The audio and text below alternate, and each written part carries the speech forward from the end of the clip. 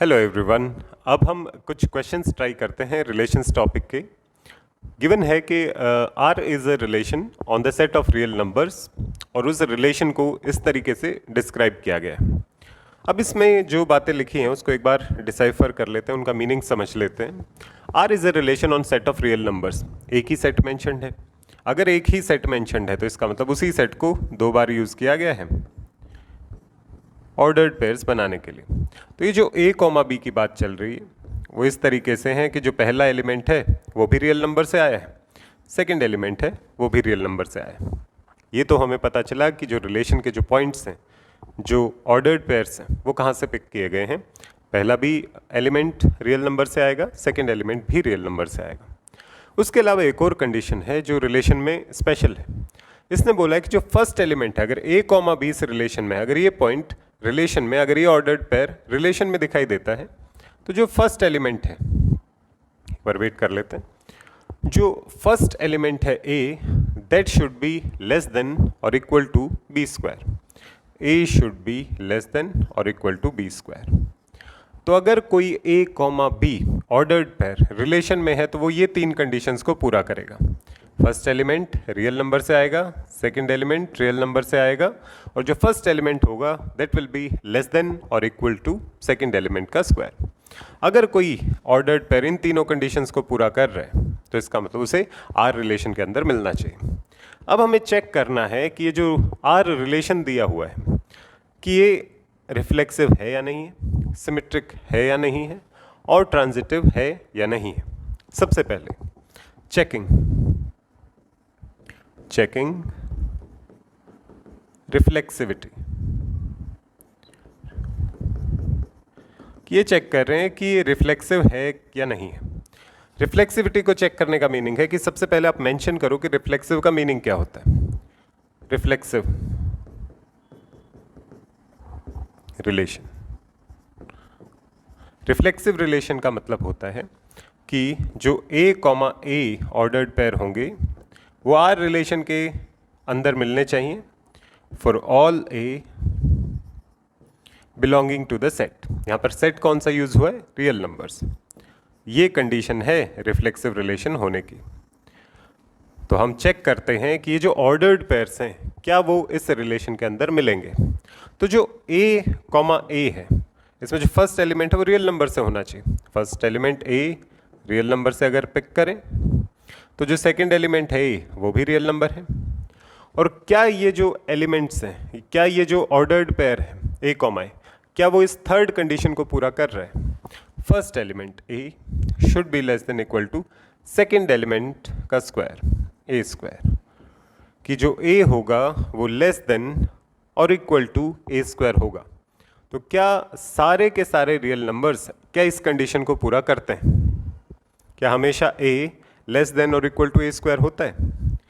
इस कंडीशन को अगर मैं थोड़ा सा एनालाइज करने की कोशिश करूं तो a minus a square less than equal to 0, a common 1 minus a less than equal to 0। इसको मुझे सॉल्व करना आता है वेवी कर्व से। वेवी कर्व मुझे एग्जैक्टली बता देगा कि किन a की वैल्यूज़ के लिए ये कंडीशन सच रहेगी। तो इन अगर मैं एग्जैक्ट वैल्यूज़ निकालना चाहता हूँ तो एक रूट मिलेगा यहाँ से मुझे 1, एक रूट मिलेगा मुझे यहाँ से 0, और अगर वेवी कर्व बनाता हूँ तो ये बनेगा इस तरीके से, नेगेटिव, पॉजिटिव और नेगेटिव, और कंडीशन है कि this should be less than और इक्वल टू 0। तो a की वैल्यू अगर माइनस इनफाइनाइट से 0 है, माइनस इनफाइनाइट से 0 है या 1 से इनफाइनाइट है, केवल इन a की वैल्यूज़ के लिए ये बात सच रहेगी। तो जो सारे के सारे रियल नंबर्स हैं, जो 0 से 1 के बीच के रियल नंबर्स हैं, उनके लिए तो ये बात सच नहीं रहेगी। So this is not true.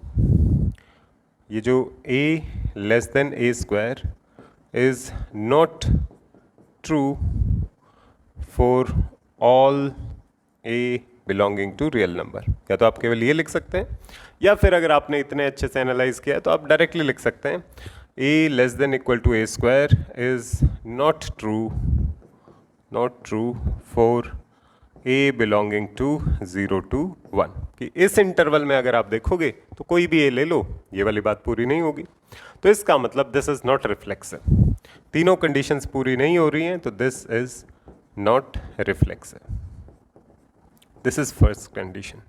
हमने चेक कर लिया है कि ये जो a is less than equal to A square हमेशा सच नहीं होता, केवल माइनस इनफाइनाइट से 0, 1 से इनफाइनाइट होता है। क्या ये एक्सप्लेन करने की ज़रूरत है? नहीं। अगर आप सीधा लिख सकते हैं a less than A square is not true for all a belonging to r। बस आप एग्जाम्पल भी दे सकते हैं कि 0 से 1 के बीच में कोई भी वैल्यू पुट कर सकते हैं कि a इज इक्वल टू 1/2 के लिए ये बात सच नहीं है, तो सब रियल नंबर्स के लिए तो ये बात सच नहीं है। अगर ये सब रियल नंबर्स के लिए बात सच नहीं है तो रिफ्लेक्सिव रिलेशन नहीं रहेगा। तो आप कॉन्ट्राडिक्शन से भी प्रूव कर सकते हैं कि आप a की कोई ऐसी वैल्यू पुट कर दें जिसमें a is less than A square ना बनता हो, जैसे a की वैल्यू 1/2। ये थोड़ा सा डिटेल्ड प्रूफ है, वहाँ पे आप कॉन्ट्राडिक्शन से भी बता सकते हैं कि a की कोई ऐसी वैल्यू जो इस कंडीशन को पूरा नहीं करेगी पर वो रियल नंबर है। तो ऐसा सारे के सारे ऑर्डर्ड पेयर तो इस कंडीशन को पूरा नहीं करते हैं, तो a, टाइप के सारे ऑर्डर्ड पेयर आपको रिलेशन में नहीं मिलेंगे तो रिफ्लेक्सिव नहीं है। ठीक है, सेकेंड स्टेप अब चेक करते हैं हम कि ये सिमेट्रिक है कि नहीं। Checking for symmetric condition, symmetric relation, checking symmetric condition.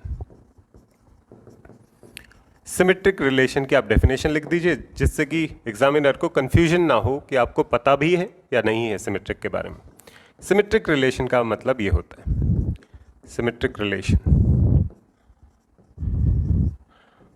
कि if a, b belongs to r, जहाँ पर a, b belongs to set a, जिस भी सेट की बात चल रही है उस सेट से बिलोंग करते हैं a, b। तो अगर a, b r रिलेशन में है तो b, a भी r रिलेशन में मिलेंगे। इसको रिलेशन लिखना था, हमने रियल नंबर्स लिख दिया। रियल कि अगर a, b r रिलेशन में मिलते हैं तो b, a भी r रिलेशन में मिलेंगे। इसमें कंफ्यूज नहीं होना है कि जो कैपिटल R ब्लॉक लेटर्स में R होता है, जिसको कई बार ऐसे रिप्रेजेंट किया जाता है या फिर ब्लॉक लेटर्स में R लिखा हो, इसका मतलब होता है सेट ऑफ रियल नंबर्स, और जो सिंपल कैपिटल R लिखा होगा उसको बोलते हैं रिलेशन। सिमेट्रिक के लिए अगर चेक करें तो ये बोल रहा है कि ये बात तो पहले से मैं बता देता हूँ कि a, b R में है, तो क्या b, a भी R की कंडीशन को पूरा करेगा, रिलेशन की कंडीशन को पूरा करेगा। चेक करते हैं कि let a belongs to set कौन है, real number, set of real numbers. a belongs to set of real numbers, b belongs to set of real numbers. ये तो आप अपनी तरफ से बता रहे हैं कि a, b पहले से उस रिलेशन में है। अगर पहले से रिलेशन में है तो फर्स्ट और सेकंड एलिमेंट कहाँ से आना चाहिए, जो सेट आपने दिया है उसमें से आना चाहिए। और तीसरी कंडीशन क्या पूरा कर रहे हैं, तीसरी कंडीशन है a is less than equal to b square. ये आपने बताया a, b R रिलेशन में है तो a, b ये सब कंडीशंस को पूरा करेगा, वो कंडीशंस मैंने लिख ली। क्या इसका मीनिंग ये हुआ कि b, a भी इन सब कंडीशंस को पूरा करेगा, a belong to R, a belong to real number, b belong to real number. ये दोनों बातें तो सच हैं, a रियल नंबर से आया है, b रियल नंबर से आया है। और जो a क्या है यहाँ पे, फर्स्ट एलिमेंट, तो फर्स्ट एलिमेंट यहाँ है b, और a कौन सा है, second element, b should be less than a square. क्या इस बात का मीनिंग ये हुआ, इन दोनों का मीनिंग तो यही हुआ, a belongs to real number, b belongs to real numbers, दोनों रियल नंबर से आ रहे हैं। पर अगर a की value less than equal to b square है तो क्या b की वैल्यू भी less than equal to a square होगी? नहीं, ये तो कोई ज़रूरी नहीं। इस कंडीशन का ये मीनिंग तो नहीं होता है। अगर a is less than equal to b square है तो b is less than equal to a square, ऐसा तो कुछ भी नहीं। इस कंडीशन का तो कोई सेंस ही नहीं बनता यहाँ से यहाँ आने का। तो इसका मतलब दिस डज नॉट इम्प्लाई कि ये कंडीशन होने से ये कंडीशन ऑटोमेटिकली सच नहीं हो जाती। अगर ये कंडीशंस ऑटोमेटिकली सच नहीं होती हैं तो इसका मतलब ये सिमेट्रिक रिलेशन की कंडीशन को पूरा नहीं करता है। अगर ये सिमेट्रिक रिलेशन की कंडीशन को पूरा नहीं करता है तो वी विल मेंशन कि relation is not symmetric, not symmetric। सही बात। Third, let us check for transitivity. अगर ट्रांजिटिव रिलेशन के लिए चेक करना है चेक करते हैं।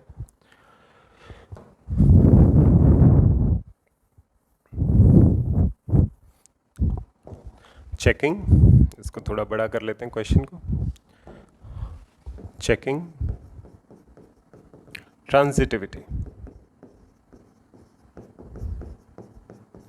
ट्रांजिटिविटी का मतलब हुआ कि क्या ये ट्रांजिटिव रिलेशन की कंडीशंस को पूरा कर रहा है।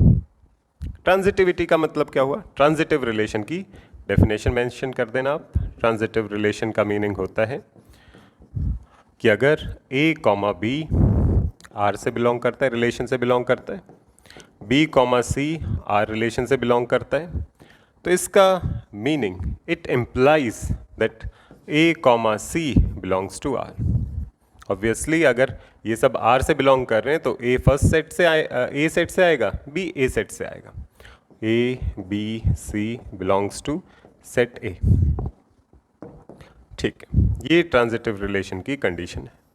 चेक करते हैं। अब इसमें सेट A की जगह कौन सा सेट दिया हुआ है, सेट ऑफ रियल नंबर्स। ठीक, अब इसका कहने का मतलब ये है कि दो ऑर्डर्ड पेयर्स दिए हैं जो रिलेशन के अंदर है। तो इसका मतलब अगर A, B belongs to R, B, C belongs to R, इसका मीनिंग ये हुआ कि A, B और B, C R रिलेशन की कंडीशंस को पूरा करते हैं। R रिलेशन की क्या कंडीशंस है, तीन ही है कि जो A है वो रियल नंबर होना चाहिए, A belongs to real number. जो B है वो भी रियल नंबर होना चाहिए, B is a real number. जो C है ये भी रियल नंबर होना चाहिए क्योंकि B, C भी रिलेशन में। तो जो एलिमेंट्स है वो रियल नंबर से आने चाहिए और जो फर्स्ट एलिमेंट है that should be less than equal to second element का स्क्वायर। यहाँ इसका मीनिंग हुआ A is less than equal to B square. ये भी सच है क्योंकि इसने बोला है ये R रिलेशन में। First element B is less than equal to C square, ये दिया हुआ। ठीक है, ये सब कंडीशंस गिवन है। गिवन क्यों है, क्योंकि उसने पहले से बोला है कि अगर ये दोनों एलिमेंट्स R रिलेशन में एग्जिस्ट करते हैं तो ये कंडीशंस पूरा करते होंगे। तो क्या इसका मीनिंग ये हुआ, क्या इसका मीनिंग ये हुआ कि A, C भी इस R रिलेशन को पूरा करते हैं। R रिलेशन को पूरा करना हुआ तो क्या A रियल नंबर से बिलोंग करता है, करता है। क्या B रियल नंबर से बिलोंग करता है, सॉरी C रियल नंबर से बिलोंग करता है, करता है। आपने खुद ही बताया A रियल नंबर से आया है, C रियल नंबर से आया है। और उसके बाद बोल रहे हैं कि अगर ये रिलेशन में होना चाहिए तो first element A should be less than equal to second element का square, should be less than equal to C square. तो क्या ये ऑटोमेटिकली प्रूव हो जाता है, अगर ये बात सच है तो क्या ये बात भी सच हो जाती है। चेक कर लेते हैं। इनकी कंडीशंस हैं, बिलोंगिंग टू R वाली कंडीशंस तो पूरी है, बस मुझे ये चेक करना है क्या इन दोनों कंडीशंस का मीनिंग ये है। इसमें है A less than equal to B square. अगर B is less than equal to C square है, B is less than equal to C square है, तो क्या A less than equal to C square हो जाएगा? नहीं, C स्क्वायर से तो कंपेयर नहीं होगा, क्योंकि अगर मैं पॉजिटिव भी मानता हूँ A और B और C को, तीनों को लेट से पॉजिटिव हैं, let A B C positive real numbers हैं, तो यहाँ से मैं स्क्वायर करूँगा तो ये बनेगा B square less than equal to C raise to power 4। तो इन दोनों को कंबाइन करेंगे तो A should be less than equal to C raise to power 4। अगर A, B, C real number positive real numbers हैं तो ये जो कंडीशंस हैं, अगर मैं केवल एक स्पेशल केस लूँ कि केवल पॉजिटिव पॉजिटिव कंसिडर कर रहा हूँ सबको, तब भी A is less than equal to C raise to power 4 होगा। A is less than equal to C square वाली कंडीशन तो यहाँ पे भी नहीं आएगी। तो अगर A is less than equal to C square वाली कंडीशन नहीं आ रही है तो इसका मतलब इस बात का मीनिंग, इस कंडीशन का मीनिंग ये नहीं है कि ये कंडीशन ऑटोमेटिकली आ जाएगी। This does not imply this, क्योंकि अगर हम केवल स्पेशल केस देखें, A, B, C को पॉजिटिव लेके देखें, तो पॉजिटिव अगर हैं तो A should be less than equal to C raise to power 4, ये कंडीशन आनी चाहिए। ये तो पॉजिटिव के केस में भी ये कंडीशन नहीं आ रही, बाकी तो मुझे चेक ही करने की ज़रूरत नहीं। तो इसका मीनिंग अगर पॉजिटिव केस में भी इसका मीनिंग ये नहीं है तो इसका मतलब ऑल केसेस में तो इसका मीनिंग ये नहीं होना चाहिए। अगर हर केस में इस कंडीशन का मीनिंग ये कंडीशन नहीं है तो हम बोलेंगे कि this does not imply, these conditions does not imply this condition. A, B और B, C का R रिलेशन होने का मीनिंग ये नहीं हो जाएगा कि A, C भी R में होगा। तो if it does not imply तो वी से कि this relation is not transitive. आप इसको वर्ड्स में भी लिख सकते हैं, a less than equal to B square comma b less than equal to C square does not imply a less than equal to C square. आपको बस ये मेंशन करना है। चेक आप सेपरेटली भी कर सकते हैं, अगर इजी हो प्रूफ देना, सिंपल हो तो आप लिख के बता दो, अदरवाइज डायरेक्ट भी लिख सकते हो। a less than equal to B square, b less than equal to C square does not imply e less than equal to C square. अगर ये इम्प्लाई करता है, अगर इसका मीनिंग ये होता है तो मुझे प्रूफ देने की ज़्यादा ज़रूरत है। अगर ये इम्प्लाई नहीं करता है तो आप कॉन्ट्राडिक्शन से भी दे सकते हैं या सीधा भी बोल सकते हैं कि इसका मीनिंग तो ये नहीं होता है, इसका मतलब ये रिलेशन ट्रांजिटिव नहीं। अगर कोई रिलेशन जो इस इक्वेशन को हमने चेक किया है, ये इक्वेशन ना रिफ्लेक्सिव है, ना ये रिलेशन सिमेट्रिक है और ना ही ये रिलेशन ट्रांजिटिव है। तो इस क्वेश्चन में जो रिलेशन दिया हुआ था, हमने उसकी तीनों कंडीशंस को चेक करके देखा कि ये रिफ्लेक्सिव है या नहीं है, ट्रांजिटिव है कि नहीं है, सिमेट्रिक है कि नहीं है। उन रिलेशंस को हम इस तरीके से रिलेशंस को चेक किया जाता है। एक और क्वेश्चन करके देखते हैं। ये दिया हुआ है, रिलेशन को ऐसे मेंशन किया गया है, L be the set of all lines in a plane. एक सेट दिया गया है, एक मेंशन किया है, उस सेट के अंदर प्लेन के अंदर जितनी भी लाइंस बनाई जा सकते हैं वो सब के सब उस सेट के अंदर इंक्लूडेड हैं। R be a relation in L, इसका मतलब आर रिलेशन का नाम है और सेट का नाम है एल, तो इसका मतलब इसी सेट को बार बार यूज किया गया है। तो एल क्रॉस एल, एल का खुद के साथ ही कार्टेशियन प्रोडक्ट किया गया है और फिर मैंने वहां से पॉइंट्स चूज किए। अगर मैं पॉइंट्स चूज करूंगा तो इसका मतलब जो फर्स्ट एलिमेंट है वो भी L से आया है, set of all lines in a plane, plane से कोई लाइन उठ के आई है। जो सेकंड एलिमेंट है L2 है, वो भी कोई लाइन है जो प्लेन के अंदर होती है, set of all lines in a plane. तो जो फर्स्ट एलिमेंट है वो भी एक लाइन है जो प्लेन से आई है, सेकंड एलिमेंट वो भी एक लाइन है जो प्लेन से आई है। ठीक है, इसका मीनिंग ये हुआ L1 belongs to L, L2 कोई लाइन है जो सेट ऑफ लाइन से आई है। और रिलेशन में एक और कंडीशन लिखी हुई है कि जो फर्स्ट एलिमेंट और सेकंड एलिमेंट है उसमें क्या रिलेशन है, L1 is parallel to L2, कि जो L1 लाइन है और जो L2 लाइन है वो एक दूसरे के पैरेलल भी है। तो ये तीनों कंडीशंस आर रिलेशन ने प्रोवाइड की है कि अगर कोई पॉइंट L1, L2 इस रिलेशन में इंक्लूडेड है तो first element set of line से आएगा, second element set of line से आएगा जो प्लेन में है, और जो दोनों लाइन्स हैं वो दोनों के दोनों पैरेलल होनी चाहिए। Show that R is an equivalence relation. अब इसका क्या मीनिंग हुआ? इक्विवेलेंस रिलेशन का मतलब होता है कि वो रिलेशन जो रिफ्लेक्सिव भी हो, जो सिमेट्रिक भी हो और जो ट्रांजिटिव भी हो। जो रिलेशंस रिफ्लेक्सिव, सिमेट्रिक और ट्रांजिटिव तीनों होती हैं उनको बोला जाता है इक्विवेलेंस रिलेशन। Equivalence relation. अब ये चेक करना है ये जो रिलेशन दिया हुआ है ये रिफ्लेक्सिव, सिमेट्रिक, ट्रांजिटिव है कि नहीं। अगर ये तीनों कंडीशंस पूरा करता है तो हम उसे बोलेंगे कि ये इक्विवेलेंस रिलेशन है। इक्विवेलेंस क्लास की बात हम बाद में करेंगे। ठीक है, सबसे पहले चेकिंग रिफ्लेक्सिविटी। पहले रिफ्लेक्सिविटी चेक करते हैं। सबसे पहले रिफ्लेक्सिव की डेफिनेशन लिखेंगे कि रिफ्लेक्सिव का मीनिंग क्या होता है। रिफ्लेक्सिव रिलेशंस होते हैं कि A, A belongs to R, A, type के जो भी ऑर्डर्ड पेयर या पॉइंट्स होंगे वो R रिलेशन में इंक्लूडेड होंगे for all A belonging to the set A। और ऑब्वियसली जो A है वो सेट A से आना चाहिए। अब चेक करते हैं सेट क्या दिया हुआ है। रिफ्लेक्सिव का मीनिंग यहाँ पे हो जाएगा कि line L1 belongs to the relation R, relation का नाम क्या दिया हुआ है R, for all lines belonging to set of lines. जो सेट दिया हुआ था set of lines in a plane, जो पहला एलिमेंट और दूसरा एलिमेंट है दोनों के दोनों आइडेंटिकल होने चाहिए।